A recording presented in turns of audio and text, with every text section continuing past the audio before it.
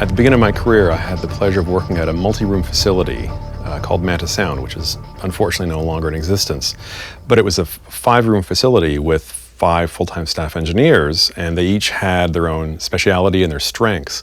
I was able to learn from a bunch of really top professionals very early in my career. One in particular, Gary Gray, did most of the orchestral stuff at that studio, and I became his right-hand man, so to speak, and did a lot of film projects with Gary. And just learning about mic placement and analog compressor choices and mixing and reverb and all that stuff in a very old school kind of engineering way, learning all the basics and a great foundation, I think, for what I've been able to do since in my career.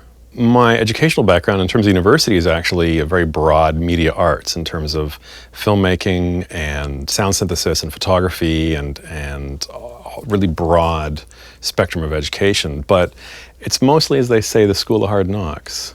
And I would say my formative years at Manta Sound were really very, very key in terms of my learning my craft. Advice for people who are interested in doing what I do, if possible, and I understand it's very hard these days, to find a multi-room facility with a big room for large tracking dates and so forth, but try to work with really great professionals who really know what they're doing, and try to not work only under just one person. Because if you work with just one engineer, you'll learn all their bad habits, and as well as all their good habits.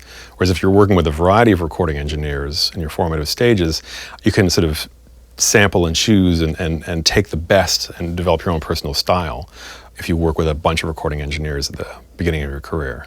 To be a professional these days, I think, in doing what I do, it goes without saying that the end result has to be great sounding, no question.